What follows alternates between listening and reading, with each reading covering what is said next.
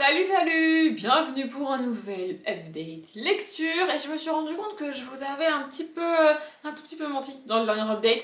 Dans le dernier update, je vous ai dit que je vous présentais tous les livres que j'avais lus au mois d'avril et c'est vrai sans être vrai, c'est-à-dire que là, le premier livre que je vais vous montrer, je l'ai terminé au mois d'avril. Je me suis même battue, vous m'avez vu en vlog me battre pour terminer ce fichu bouquin fin avril.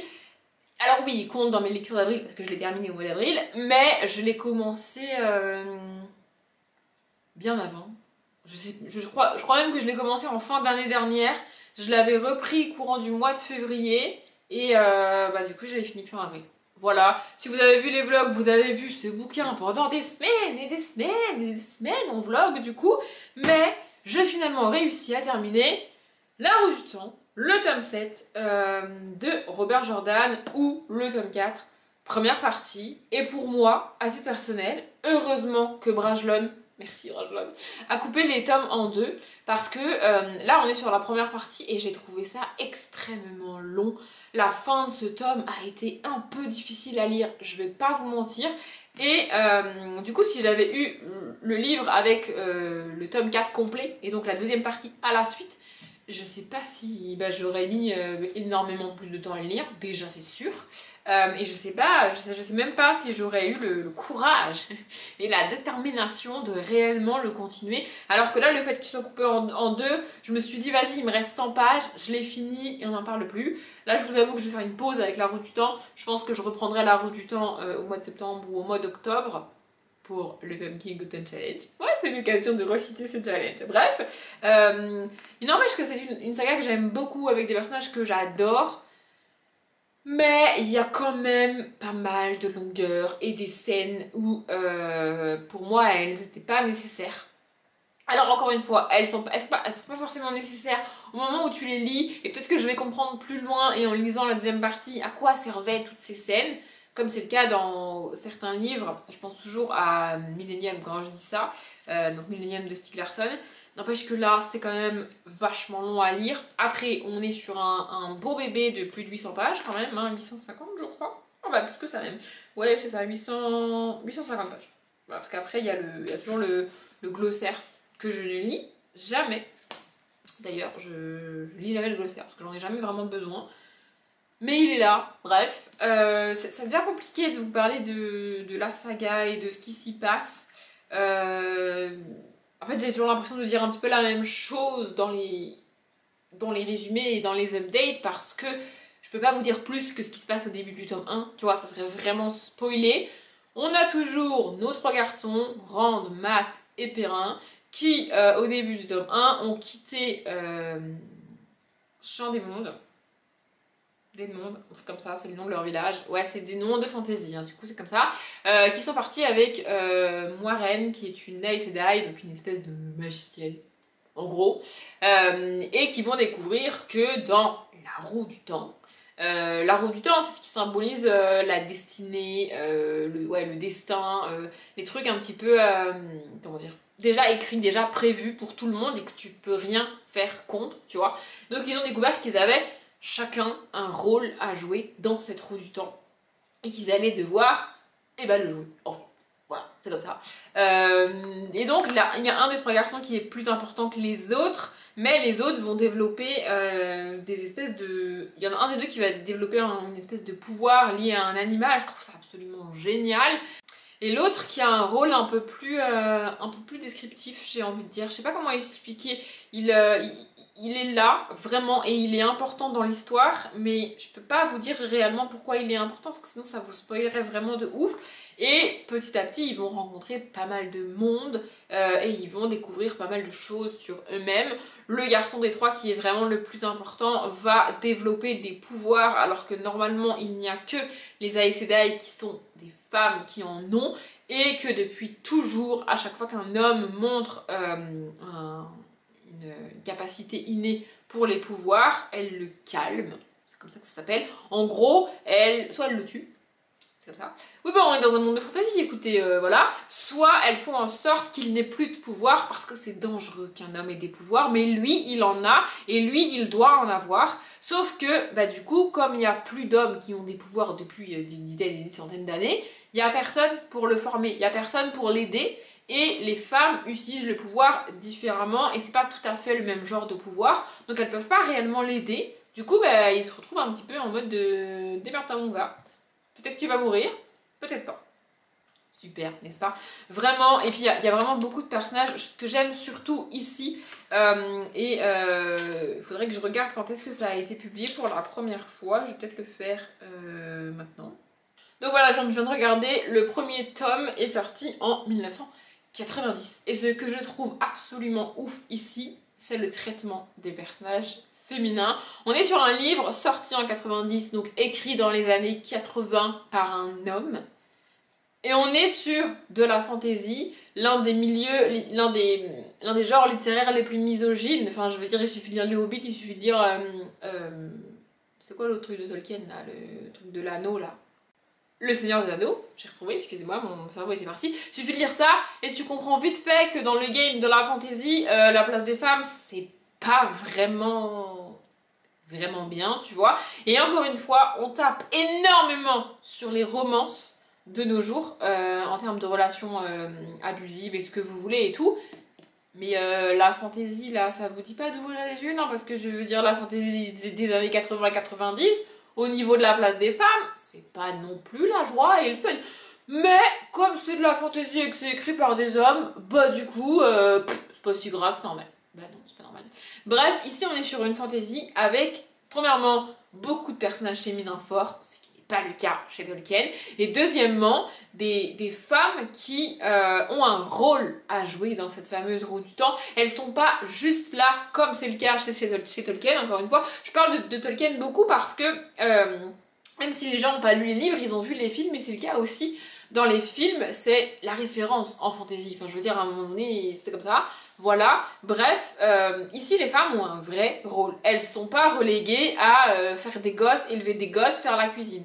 Non, elles font des trucs, elles font avancer les choses. Il y a même tout un pays qui est dirigé par une femme. Et en gros, c'est un peu un rénome. C'est pas écrit comme ça, mais c'est le cas. Le pouvoir est transmis de mère en fille depuis des générations et des générations. Vous avez déjà vu ça dans une fantaisie écrite dans les années 80, vous? Par un homme? Enfin, je veux dire... Non, je ne crois pas. Et comme je l'ai dit, tous les pouvoirs ici sont détenus par des femmes. J'entends pouvoir au sens magique du terme. Voilà, il n'y a que elles qui ont des pouvoirs. Alors, les hommes les craignent un petit peu. Oui. Mais vous, encore une fois, vous avez déjà vu une fantaisie dans laquelle les hommes, je parle bien des personnes de sexe masculin, craignent des femmes, des personnes de sexe féminin pour leur pouvoir. Vous connaissez beaucoup de fantaisies écrites dans les années 80 qui sont comme ça? Je ne pense pas. Si vous en connaissez, j'avoue que je suis preneuse, mais vraiment je trouve ça absolument génial. Et j'en veux encore plus aux maisons d'édition capables de rééditer aujourd'hui des textes misogynes. Que ce soit en thriller, en fantasy, en ce que vous voulez. Vraiment, ici c'est pas du tout le cas.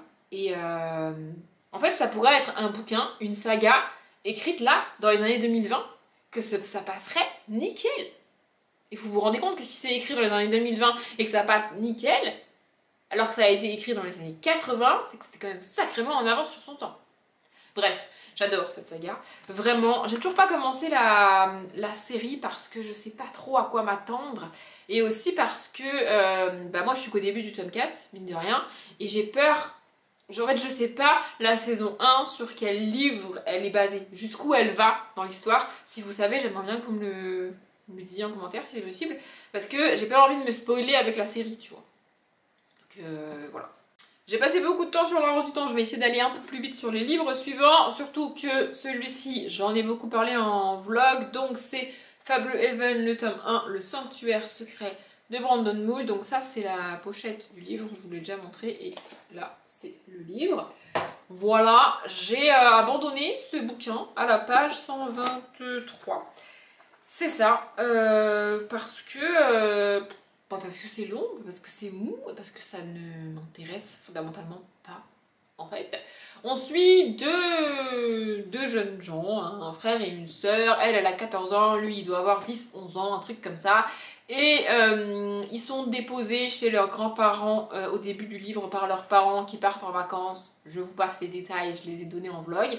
Bref, ce sont des grands-parents qui ne connaissent pas, chez qui ils sont jamais allés et qu'ils ont très peu vu dans leur vie parce que les grands-parents restent toujours chez eux et que quasiment personne ne vient chez eux. Les enfants vont découvrir assez rapidement, malgré tout, qu'il y a un sanctuaire pour toutes les créatures surnaturelles autour de la maison de leurs grands-parents. Donc il y a des fées, des sorcières, des naïades, enfin tout un tas de créatures comme ça. Et vous attendez peut-être la suite du résumé, mais il n'y a pas de suite en fait, c'est tout. Voilà, en 120 pages, c'est tout ce qui se passe. Alors, je veux bien que l'univers soit un petit peu long à mettre en place, je veux bien qu'il y ait beaucoup de créatures, je veux bien tout ce que vous voulez, mais à un moment donné, au bout de 120 pages, il s'agirait de commencer le bouquin en fait. Et en fait, il s'agirait de me donner au moins quelques petits éléments qui m'intéressent. Parce que là, suivre deux gamins qui découvrent des fées et un gosse de 11 ans qui se dit tiens, je vais capturer une fée, bah je suis désolée mais ça m'intéresse pas. Oui, je suis très énervée contre ce bouquin, vraiment. Mais ça m'agace ce genre de livre qui croit que, et ce genre d'auteur d'ailleurs, Brandon Moule, qui croit que créer un univers cool, c'est suffisant. Bah non, c'est pas suffisant en fait. Alors moi l'univers en plus ne m'enjaille pas des masses parce que je suis rarement emballée par des fées, des naïades et des trucs comme ça. Je suis désolée, moi j'ai besoin de vampires, de loups-garous, de dragons, j'ai besoin d'elfes même. Les elfes ça passe un peu mieux. Mais là, ça m'intéresse pas en fait, tout simplement. Les deux personnages principaux sont pas franchement passionnants, vraiment. Et puis le grand-père est quasiment inexistant. Voilà, il est très occupé, du coup tu le vois quasiment jamais. Et il y a tout un passage sur une histoire avec une naïade. Et j'étais là, mais à quoi ça sert en fait? Enfin, genre vraiment, on s'en fout. Voilà. Il est censé, il est dit dans le résumé qu'il est censé y avoir un souci, qu'il y a une menace sur le monde des créatures fantastiques. Bah moi j'attends toujours de voir cette menace-là. Alors oui, on a des mini-éléments qui commencent à se mettre en place autour de la page 100 pour te parler de ça. Mais la page 100, c'est quand même le tiers du bouquin, hein, et il s'est pas passé grand-chose, quoi. Donc, voilà, j'en ai beaucoup parlé en vlog, je n'ai pas accroché du tout. Je n'aime pas ce genre d'histoire, ce genre de narration. L'univers dans un livre de fantasy ou de fantastique ne fait pas tout, en fait. Voilà, il faut une histoire. Plus qu'un univers, selon moi. Et là, là, on a juste un univers. Donc moi, j'ai pas accroché. Ensuite, j'ai lu L'Académie des Dragons, le tome de Kara et Voleuse d'argent de Alastair Chicholm. J'adore les dragons, comme je viens de le dire tout à l'heure. Vraiment, j'adore cette saga.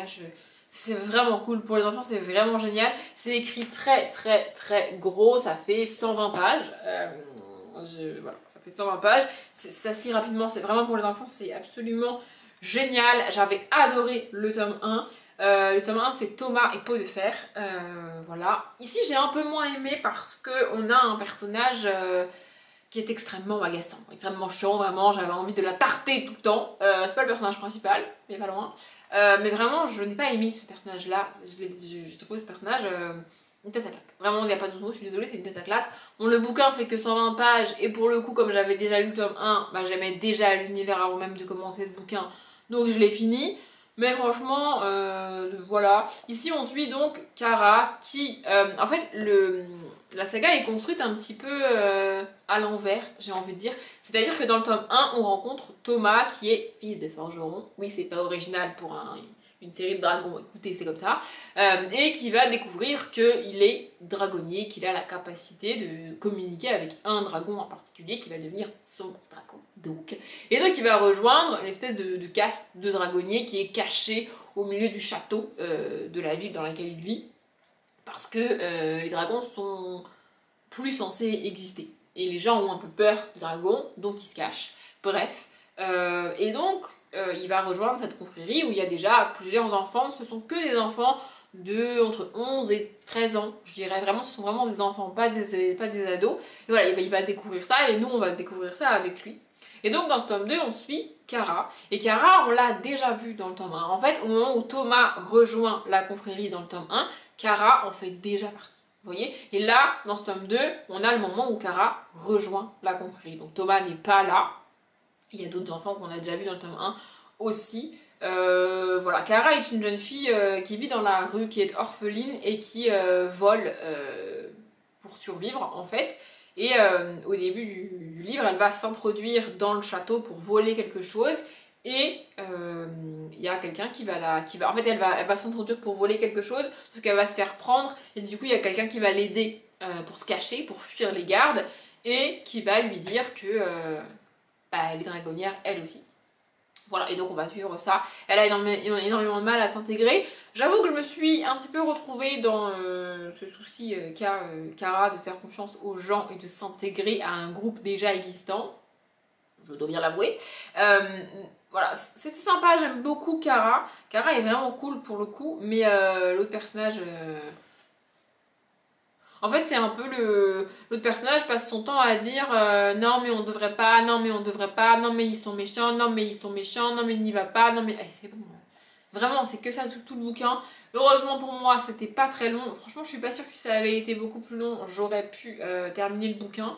Mais là, je l'ai fini du coup. Et c'était sympa en vrai. Je suis désolée pour la lumière, mais en ce début du mois de mai, le soleil a décidé de jouer à cache-cache. Voilà, donc je joue à cache-cache avec lui, moi aussi. Je suis désolée pour la vidéo, mais c'est presque fini puisqu'il ne me reste qu'un seul livre à vous montrer et c'est Le Collège Maléfique, le tome 4, La Rébellion de Cassandra O'Donnell. J'aime beaucoup cette saga, j'aime beaucoup Cassandra O'Donnell de manière générale et j'aime beaucoup Emma qu'on suit ici. Mais là, ça devient quand même un petit peu redondant cette histoire, c'est-à-dire ça va quoi, hein. Donc dans cette saga on suit Emma qui a un pouvoir. En gros on est dans un monde fantastique et donc il y a les humains normaux et les personnes qui ont des dons, de la magie, des trucs comme ça. Voilà, et il y a le ministère des enfants spéciaux qui est chargé de repérer quels enfants ont des pouvoirs pour les sortir de la société des humains et les mettre dans le collège maléfique en mode vous êtes tous ensemble là-bas, vous nous foutez la paix. Voilà, donc Emma au début du tome 1 fait tout pour pas qu'on se rende compte qu'elle a un pouvoir. Elle a un pouvoir qui se voit pas physiquement, donc elle a réussi à le cacher jusque là, sauf que malheureusement, pas de bol évidemment, au début du tome 1, il y a un membre du ministère des enfants spéciaux qui débarque chez elle et qui lui dit « Mademoiselle, vous avez un pouvoir, vous devez quitter votre école et votre vie et aller dans ce collège maléfique. » Donc voilà, et à partir de là, on la suit là-dedans et elle va découvrir dans le tome 1 tout ce qui implique son pouvoir et réellement comment ça s'appelle, enfin quel est son pouvoir parce qu'elle ne le sait pas vraiment. Voilà, et en fait dans chaque tome, elle est au centre des problèmes, elle est au centre des galères et il y a parfois des trucs qui n'ont rien à voir avec elle, mais c'est quand même à elle de le gérer. Et ça devient un peu lourd à un moment donné. Alors l'autrice s'en rend bien compte, et c'est ce qui m'agace d'autant plus. Hein. C'est-à-dire que plusieurs fois dans ce tome-là, Emma va dire mais pourquoi ça me tombe dessus, pourquoi c'est à moi de gérer ça, j'en ai marre que ça me tombe dessus, ça devrait pas être à moi de faire ça, et pourquoi ci, et pourquoi ça. Même elle se rend compte que c'est trop, tu vois. Et c'est censé te faire dire que bah du coup c'est ok. Ben, moi je trouve pas. Genre vraiment, j'aurais préféré qu'on ait des tomes avec d'autres personnages principaux parce qu'elle se fait des amis dans ce collège-là et elle rencontre vraiment plein de monde. Et j'aurais préféré que dans le tome, je sais pas, dans le tome 3 ou même dans le tome 4, ici, on ait un autre personnage principal. Vous voyez, un de ses amis qui soit le personnage principal et qui mène l'enquête ou le truc qui se passe. Parce que là, ça devient un peu lourd que ce soit Emma qui gère tout. Mais bon, écoutez, c'est comme ça. Bref. Et dans ce tome-là, en gros, il y a les fantômes qui sont en train de se réveiller. Parce que je ne l'ai pas précisé, on est dans un univers où il y a des fantômes. Voilà. Bref. Donc les fantômes sont pas contents, ils sont une espèce de... C'est comme s'ils faisaient grève. C'est très bizarre. Et du coup, Emma, c'est toujours elle, est l'une des rares personnes à pouvoir voir les fantômes dans son école. Et donc les fantômes viennent la voir et lui demander de l'aide. Et elle va accepter de les aider. Elle est gentille comme fille, non mais vraiment j'ai rien contre elle, elle est très gentille et voilà, elle va essayer de les aider, essayer de comprendre ce qui se passe. Après l'histoire en elle-même est vraiment cool, ce qui est mis en place et ce qui est imaginé par l'autrice, c'est vraiment intéressant, c'est vraiment bien. Mais toujours Emma quoi, enfin genre c'est assez redondant. Ce que j'aime particulièrement dans cette saga, c'est le personnage de Hell, oui, il s'appelle Enfer, c'est comme ça, qui est un sorcier et qui est un petit peu chargé de protéger Emma depuis la moitié du tome 1, je dirais. Et on est sur... ils ont 14 ans, tu vois. Et oui, on est sur une relation. On est sur un petit peu un truc à la Roméo et Juliette, tu vois, en mode bah ils sont un peu attirés l'un par l'autre parce qu'ils ont 14 ans, parce que c'est le début, parce qu'ils se plaisent l'un l'autre, tu vois, c'est comme ça. Mais ils ne devraient pas être ensemble, ils sont censés être ennemis. Vous me direz, s'ils sont censés être ennemis, pourquoi elle est cherchée de la protéger? Écoutez, il faudrait lire les bouquins pour ça. Je vais pas tout vous détailler ici parce que sinon on en a pour une heure et demie. L'univers créé par Cassandra O'Donnell ici est vraiment très cool, vraiment très complet. Ça se lit à une vitesse absolument dingue. C'est écrit extrêmement gros avec des marges énormes, genre vraiment. Et j'aime beaucoup, j'adore l'univers, j'adore les personnages, j'adore elle, j'avoue. Voilà, a priori on aura un tome 5 et j'espère que dans le tome 5 on avancera plus sur l'espèce d'histoire de fond qui a été mise en place par l'autrice, depuis le début du tome 1. C'est-à-dire que dans chaque tome on a une histoire avec des créatures surnaturelles, des enquêtes, des trucs, tu vois, et en fond on a une partie de la nature du pouvoir de Emma qui est toujours là et sur lequel on en apprend de plus en plus. Et tu sens bien qu'à un moment donné, ça va lui péter à la gueule et ça va être la merde. J'espère que ça sera dans le tome 5 parce que si l'autrice continue à faire des tomes et des tomes et des tomes comme ça, je suis pas sûre de tous les lire. Genre si on a la révélation et l'espèce de bataille finale que dans, je sais pas, le tome 10, ça risque de faire un peu trop. Vous voyez? Mais en même temps, une fois que cette bataille finale aura lieu, la saga sera finie. Donc voilà, c'est une saga que j'aime beaucoup, un personnage que j'adore, vraiment. J'ai été un peu déçue par ce tome-là, ça m'a pas empêché de le lire extrêmement vite et ça m'empêchera pas de vous recommander cette saga parce que je la trouve vraiment cool. On est vraiment sur de la jeunesse pour le coup. Et c'est des livres qui coûtent pas très cher, hein. On n'arrête pas de dire que les livres augmentent et que c'est dommage, mais celui-là il coûte 12,90€ et il est sorti là en 2023, en février je crois. Donc vraiment il coûte pas très très cher. C'est marqué juste 2023, donc je n'ai pas le mois. Mais ouais, il est sorti en début d'année. Alors après, effectivement, ça se lit extrêmement vite. Mais franchement, je trouve que 12,90€, c'est pas abusé, quoi. Aux antennes de chapitres, on a des trucs comme ça. Et alors, il n'y en a pas énormément, c'est vrai. Mais il y a quand même quelques illustrations en noir et blanc, comme ça, que je trouve ça sympa. Voilà. Donc pour 12,90€, franchement, pas mal. Je sais pas ce que cette vidéo donnera après montage, mais j'ai l'impression qu'elle va être plus longue que je l'aurais voulu. Encore une fois, va falloir que je m'y habitue, c'est comme ça, je blablate beaucoup trop. J'espère qu'elle vous a plu, je m'arrête là. Comme d'habitude, je vous souhaite une bonne journée, un bon après-midi, un bon appétit ou une bonne nuit, et je vous dis à bientôt.